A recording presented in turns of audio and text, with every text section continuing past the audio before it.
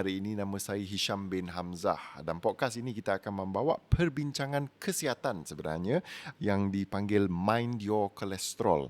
Nah, apabila kita sembang pasal kolesterol, kita sedang berbincang juga pasal penyakit jantung. Nah, cuma apabila sembang pasal sakit jantung, dia ada beberapa elemen yang berhubung kait dengan penyakit jantung ataupun serangan jantung. Ada yang mengatakan tentang high blood pressure, iaitu tekanan darah tinggi. Ada yang katakan tentang diabetes, iaitu kencing manis. Tetapi hari ini fokusnya adalah kepada kolesterol. Apakah itu kolesterol? Apakah ada kolesterol baik dan buruk? Adakah kolesterol boleh dikawal? Bagaimana untuk dikawal? So, kita akan berbincang hari ini dengan seorang pakar, iaitu seorang konsultan kardiologis dari Institut Jantung Negara ataupun IJN, Dr. Benny Isman bin Rusani. So, Dr. Benny, apa khabar? Khabar baik, Syam. So, Dr. Benny of course seorang yang terlibat dan pernah merawat mereka yang mempunyai penyakit jantung. So, of course, dia seorang yang mengetahui lebih tentang seorang yang terutama sekali layak untuk memberi komen, untuk memberi informasi, untuk memberi komen-komen tentang kolesterol khususnya.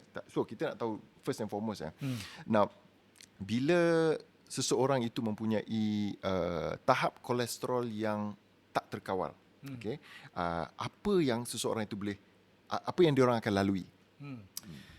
Dari segi simptom lah, saya rasa apa yang soalan Syam tadi, melalui ni macam simptom mereka mungkin tak tahu yang mereka ada kolesterol tinggi. Okay. Sebab orang kata kolesterol ni macam satu penyakit yang silent. It's a silent disease, hypercholesterolemia. Tetapi kadang-kadang kalau terlalu tinggi nilai kolesterol dalam darah, kadang-kadang akan berlaku satu orang kata perubahan fizikal di muka ataupun di anggota badan. Okay. Contohnya kadang-kadang kita perasan kalau balik kampung nampak kita punya pakcik-makcik kadang dia ada macam selaput pemendapan dekat bawah mata tu. Okay. Itu dalam bahasa perubatan kita panggil xanthelasma. Okay. Ataupun kadang nampak selaput di bahagian siku ataupun tangan, kaki yang kita panggil xanthomata. So benda ni adalah satu petanda, signs kita panggil, tapi tak semestinya ada. Most of the time kita tak nampak. Tak nampak apa-apa. Jadi cara yang terbaik adalah cek darah untuk tahu kandungan kolesterol anda lah. Okay, so maknanya dia selalu macam ni. Kalau saya boleh tengok perbezaan, macam orang kalau komplain pasal saya ada slip disc contohnya, so dia punya simptom mungkin terus ada sakit belakang apa semua. Cuma kalau bincang tentang kolesterol, dia tidak selain daripada yang doktor sebut tadi, yang selaput di mata apa semua, kebanyakannya tidak ada menunjukkan apa-apa. Mereka kan? tak tahu. Tak tahu kan? Tak tahu. So itu yang dipanggil silent disease lah. Silent disease. Wow. And after lepas tu jadi silent killer. Boleh membawa Boleh kepada jadi. boleh jadi. Yeah. Now, tetapi yang saya faham lah, kalau dulu ayah saya, arwah ayah saya lah, dia seorang pernah kena bypass. So dia seorang pesakit jantung.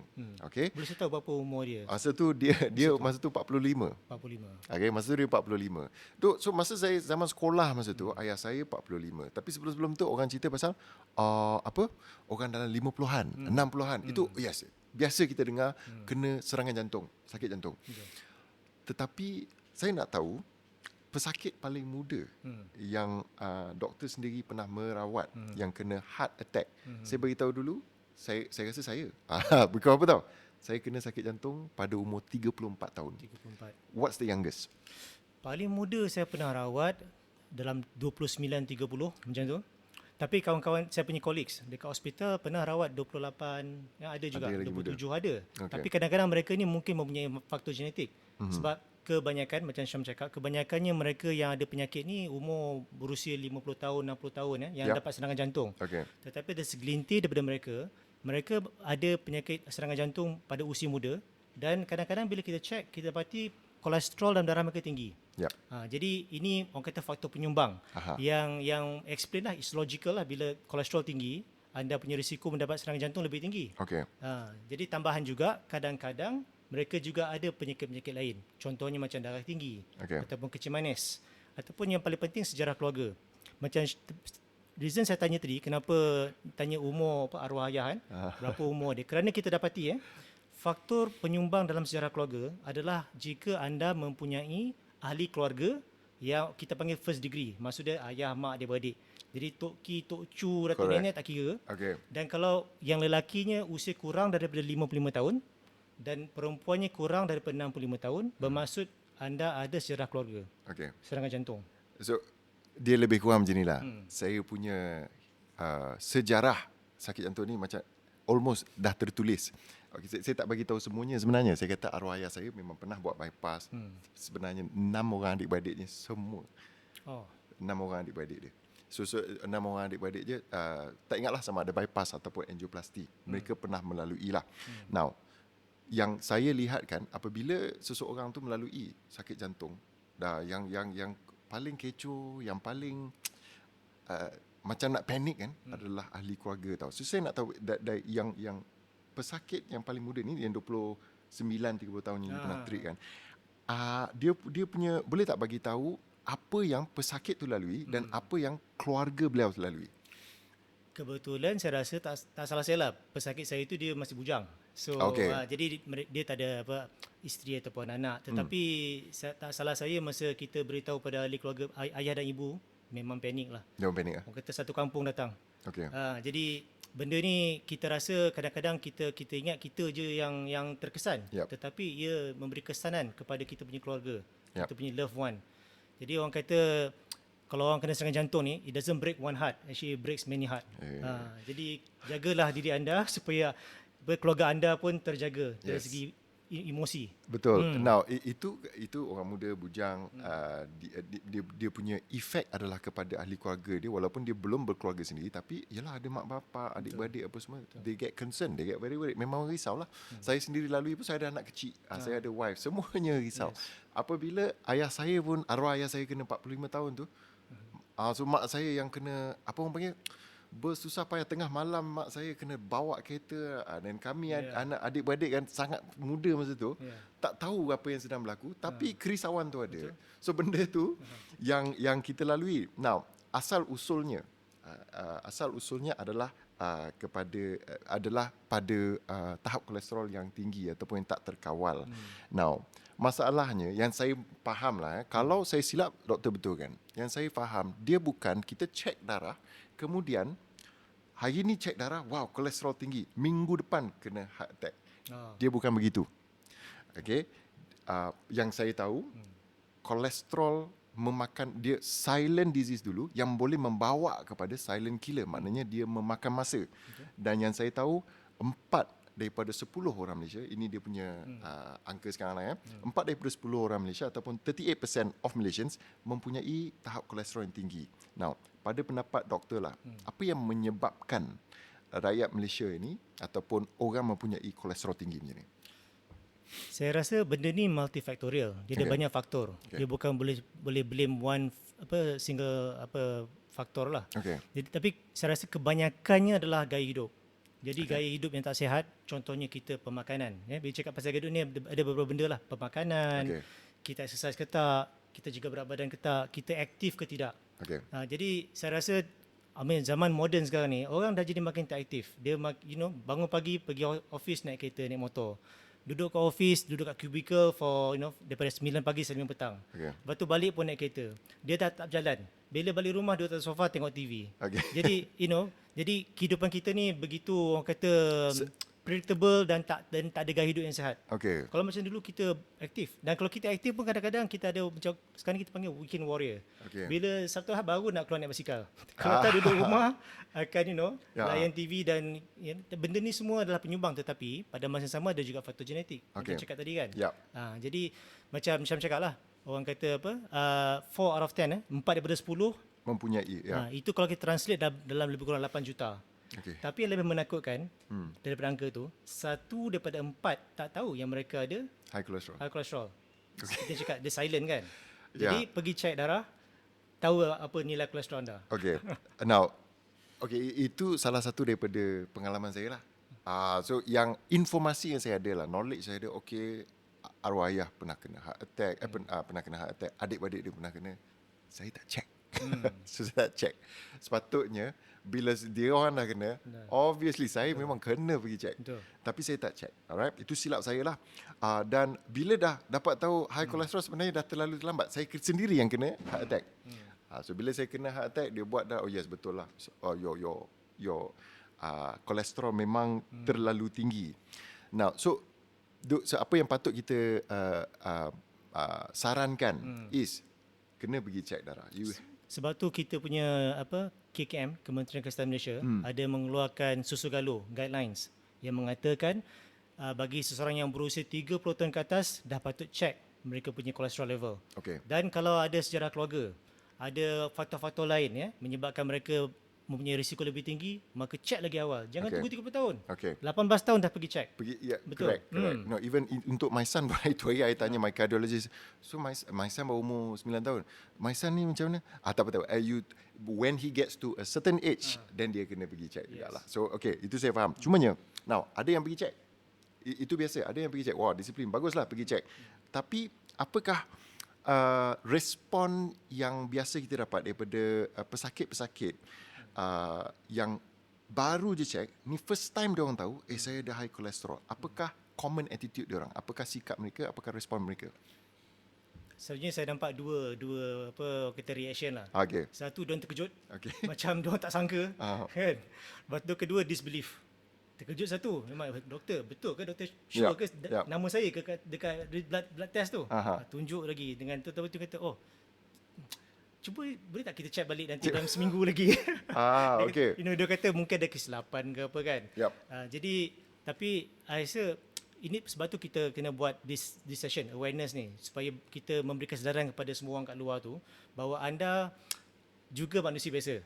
Anda juga boleh mempunyai nilai kolesterol yang tinggi kalau tak jaga gaya hidup yang betul. Jadi dari segi definasi kita ambil kesempatan, definisi bagi tinggi kolesterol, kita tengok total kolesterol. Nilai itu biasanya 5.2 milimol per liter. Kita kena be aware, sometimes ada lab yang gunakan miligram per desiliter. Jadi nombornya berbeza. Kalau kat US dia guna unit berbeza. Kita SI kan. Jadi kita guna milimol per liter. Nilainya 5.2. Total kolesterol. Bila cerita pasal kolesterol, ini dia ada HDL, LDL iaitu secara laymannya orang kadang panggil good cholesterol, bad cholesterol. So totalnya kena 5.2 lah. Itu dia punya border. Betul. Jadi macam good cholesterol adalah HDL, bad cholesterol is LDL. Ada satu lagi triglyceride. Keempat ni membuat kita panggil lipid profile. Jadi bukan bermaksud kalau 5.2 tu doktor kena start ubat, tak, ataupun you kena makan ubat semua hidup. Kita pentingkan perubahan gaya hidup yang pertamanya. Jadi bila kita nak memulakan rawatan, kita boleh cakap pasal rawatan sikit. Kalau nak memulakan rawatan untuk kolesterol tinggi ni, kita kena lihat pada seseorang tu punya total risiko untuk mendapat serangan jantung ataupun stroke. Dan biasanya kalau mengikut kita punya, sekali lagi, garis panduan susu galur macam guidelines, kita macam doktor dan pesakit perlu get into conversation, berbual pasal apakah the next step. Jadi kita biasa bagi tahu, kita lihat pada 10 tahun risiko seseorang itu mendapat serangan jantung ataupun stroke. Kita panggil 10-year risk. Dia actually ada calculator ni. Calculator ni ada di online. Available untuk orang untuk tengok, download dan guna. Jadi guna calculator tu, kita tengok nilai total kolesterol, HDL, LDL, tekanan darah, nilai gula, glukos. Kita lihat apa risiko anda untuk mendapat serangan jantung. Jadi kalau risiko itu tinggi, baru kita memulakan sesi ubat ataupun nasihat-nasihat tertentu lah. So bila dah check dan bila dah ditentukan tahap risiko ni bagaimana, barulah doktor akan memberi nasihat sama ada memerlukan ubat kolesterol atau tidak perlu, atau boleh jaga penjagaan gaya hidup dulu ke apa. So benda tu kena ditentukan oleh pakar apabila kita pergi check. Apabila kita sentiasa pergi check up lah dengan cardiologist, dengan doktor kan. Tapi now sekarang ni saya nak tanya tentang evidence ataupun bukti-bukti yang kita ada dari segi implikasi untuk mereka yang mempunyai high cholesterol. Sebagai contoh kan, maybe you boleh cerita sikit tentang this word is a medical term, atherosclerosis. Is it what it's called? Yes. So betul. Implikasi bunyi macam doktor betul cakap. Ya ke? Alright, bagus. Saya ada cita-cita je, tapi setakat cita-cita lah. Okay, go ahead. So atherosclerosis ni bermaksud pembentukan lemak di dalam saluran darah jantung.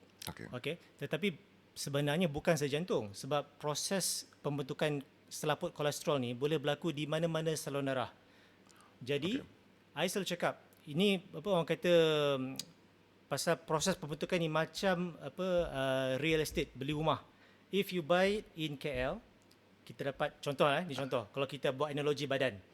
Jantung di tengah kan. Betul. Dan KL ni semenanjung tengah lah. Jadi kalau beli kat rumah kat KL dapat serangan jantung contohnya. Okay. Tetapi kalau beli kat Penang dekat utara dapat stroke otak. Okey, tempat Ataupun lain. kalau di Johor dapat blok di kaki, Okey. sel darah. Kita panggil peripheral arterial disease. Antara tiga-tiga ni peripheral arterial disease yang paling kurang glamour sekali. Orang banyak tak tahu. Okey. Sedangkan proses atherosclerosis boleh berlaku di situ juga. Okey. Sebab tu kadang-kadang kita dengar ni kita lari sikit daripada jantung. Ya. Kaki kadang-kadang bila orang berjalan, berlari dia akan rasa sakit.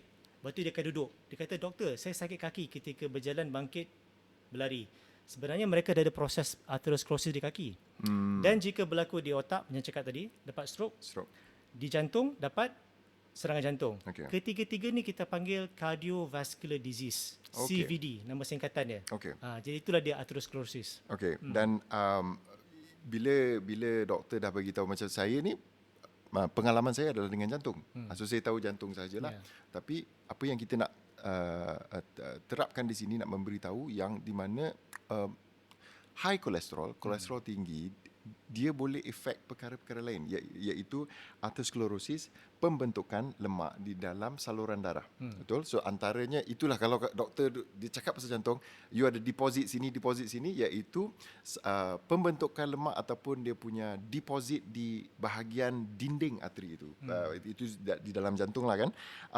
Dan okey, persoalannya kita dah sembang tentang high kolesterol, tapi saya nak tahu tentang macam mana seseorang tu boleh tahu yang dia mempunyai risiko, okay, dia at risk untuk terkena apa-apa penyakit yang ada kena mengena dengan sakit dengan high kolesterol, khususnya tentang sakit jantung. What are the risk? Macam mana saya nak tahu seseorang tu dapat tahu dia berisiko tinggi? Okey. Ini kembali kepada yang calculator saya mention tadi. Dia actually, benda ni adalah satu benda yang kita guna untuk guide doctors supaya lebih mainstream. Orang banyak, supaya kita boleh streamline kita punya approach. Okay. Jadi kalau di US mereka kebanyakannya guna satu calculator kita panggil ASCVD. Okay, kalau nak Google, A itu Apple, S Selangor, C Chicken, V Victory, D Denmark, ASCVD calculator. Di mana kalau calculator kita tengok, dia akan taruh beberapa input. Kita taruh umur, jantina, bangsa. Kalau di US dia ada white ataupun blacks ataupun Asian ataupun others. Dia so kita akan punya taruh bangsa lah. Jadi kalau macam kita taruh others lah. Ya. Okay. Lepas tu taruh tekanan darah. Nilai darah yang kita taruh macam HDL, LDL tadi. Dan juga jika orang tu ada kencing manis, boleh inilah declare anda diabetik ke tak, anda makan ubat ke tak. Jadi mereka akan beri nombor. Jadi biasa kalau ikut kalkulator ni, dia punya kategori low risk adalah kurang daripada 5%. Jadi mungkin anda tak perlu ubat, perlu tukar gaya hidup jika kolesterol tinggi. Satu lagi lepas 5% ni, 5 hingga 7.5%. Okay. Yang itu kita panggil borderline. Borderline risk. Inilah borderline kan, di sempadan. Okay. Selepas tu 7.5% ke atas hingga 20% itu kita panggil intermediate risk. Intermediate risk yang kebanyakannya mereka perlukan orang kata rawatan lebih agresif. Kalau gaya hidup ubah pun tak tukar juga, tak boleh turunkan kolesterol, mungkin mereka perlukan ubat. Dan yang pastinya lebih daripada 20% ke atas itu dah high risk. Ya, ini definitely anda perlukan ubat serta-merta lah untuk mengurangkan risiko. Okay. Sebab risiko orang tu berbeza-beza bergantung kepada grup mana yang mereka berada. Okay. So ini yang doktor kata tentang kalkulator yang digunakan untuk mengirakan elemen-elemen untuk mengetahui kita punya risiko lah. So now, ramai yang apabila dah buat blood test, saya kolesterol tinggi. So terus dia membuat keputusan untuk saya ubah lifestyle sahaja. Alright. So yang saya nak tahu, adakah ianya cukup dengan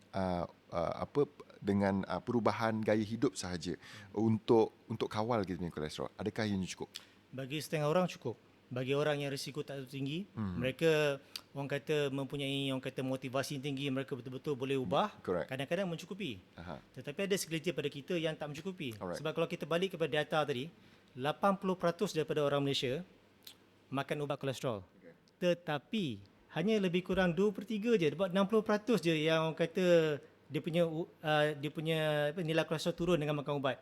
Ada yang bergantung terlalu pada ubat, mereka tak ubah gaya hidup, pun tak boleh juga. Tak boleh. So orang kata benda ni kena berhand in hand. Ubat pun makan dan juga mereka juga perlu ubah gaya hidup.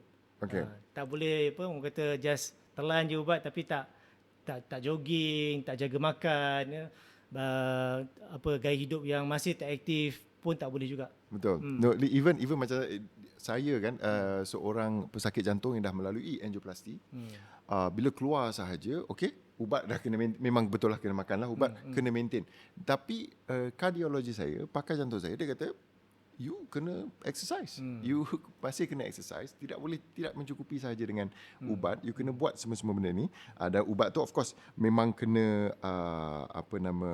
memang kena maintain. Now, ada yang dia ada perasaan macam takut sikit tentang ubat, especially sebagai contoh ubat untuk kolesterol. Bolehkah ianya ada long term side effect tak kalau kita memakan ubat kolesterol? Ada long term side effect dia menurunkan risiko serangan jantung. Dan menurunkan risiko, betul? Itu benefit. Okay. Sebab kadang-kadang kita bila cakap pasal ubat, tak ada ubat di dunia ni yang tak ada kesan sampingan. Okay. Sebab tu pertamanya kita masih jumpa pesakit, pesakit jumpa doktor, follow up. Bukan maksudnya doktor kasih ubat nak ambil jumpa balik setahun, tak.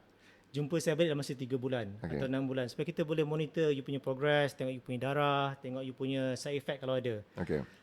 I think yang the most common perception yang orang ada kat luar tu, bila makan ubat kolesterol yang paling popular statin, mereka takut ada macam sakit-sakit badan. Itu yang paling lumrah lah orang cakap. Dan memang betul. Memang kadang-kadang orang makan ubat statin ni dia boleh mengalami myalgia ataupun sakit-sakit badan, sakit-sakit otot. Tetapi bukan semua orang kena. Dari segi kajian yang menunjukkan kadar yang kena ni rendah, dalam lebih kurang mungkin dalam 10%, 1 daripada 10.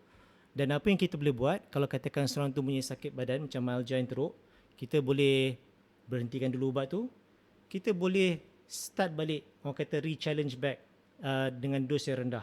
Ataupun mungkin kita tukar ubat statin. Sebab statin ada beberapa jenis. Kita boleh tukar pada ubat yang lain. Ada beberapa teknik lah doktor dan pesakit boleh discuss apa yang nak buat. Okay, faham. Sebab sekarang ni saya lebih menekankan bila macam kalau saya jumpa pesakit saya orang kata nak create conversation dengan patient tu. Kita mesti memulakan satu perbualan di mana doktor dengan pesakit perlu mempercayai antara satu sama lain. Kena build the trust. Okay. Dia bukan macam zaman 70-an doktor kata black, white kan. Correct. Sekarang ni kita lebih kepada discussion. Yep. Apa yang work for you, your lifestyle, apa yang kita boleh ubah. Kita boleh make it personalized medicine lah in a way. Okay. Because yang macam doktor kata yang paling popular persepsi tentang kalau makan ubat kolesterol kena sakit-sakit badan. Saya juga pernah dengar orang yang kata yang risaukan tentang organ mereka. Contoh kidney, I think buah pinggang ke pernah. Banyak orang takut liver. Liver. Liver. So now based on what you said lah kan, mengikut apa yang you kata. So itu sebabnya dia bukan jenis doktor ni bukan dianggap farmasi pergi beli barang makan okey settle semua. So apabila kalau kata kita cakap pasal high cholesterol yang boleh membawa kepada sakit jantung, maknanya hubungan pesakit itu dengan doktor memang sentiasa kena continuous. Betul. So doktor sendiri akan bagi sekian-sekian ubat. Dan itu perlunya doktor kata kita follow up lagi 3 bulan, lagi 6 bulan. Am I right? Betul. Dia biasanya kita kalau lepas kita start ubat tu, biasanya lah kita jumpa balik dalam masa sebulan. Kita nak tengok balik adakah kolesterol tu rendah, dia orang kata judu tak dengan pesakit ni, ataukah dia perlu tukar kepada ubat lain, dan juga melihat kesan sampingan lah. Sebab kadang-kadang macam kita cakap tadi kan pasal hati, liver kan, kadang-kadang ada mereka yang boleh mengalami orang kata kenaikan paras liver enzyme. Tetapi benda ni bukanlah bukan common. Tetapi kalau ada pun kita boleh lagi orang kata menerima pakai kalau katakan dia naik macam sikit. Melainkan kalau dia naik terlalu banyak, menaikkan sampai 3-5 kali ganda, baru kita boleh stop dan sekali lagi kita boleh ubah strategi. Tapi kalau naik sikit kita jangan risau sebab kadang-kadang benda tu dia akan turun balik. Yang paling penting kita kena fokus pada kebaikan ubat kolesterol tu. Dia boleh mengurangkan risiko serangan jantung dengan stroke 25 hingga 35%. Untuk sedikit kesan sampingan yang boleh berlaku dengan orang kata benefit kebaikan mengurangkan stroke dan serangan jantung ni, orang kata dia offset. Dia banyak kebaikan lebih daripada keburukan maka sesuatu kita boleh teruskan. Tetapi kalau yalah kita bahasa Malaysia cakap musibah, kalau orang kata kemudaratan sesuatu ubat tu melebihi daripada kebaikan, kita amal lah. Tapi bila dia on the other side banyak lebih kebaikan, InsyaAllah, why not? Yes.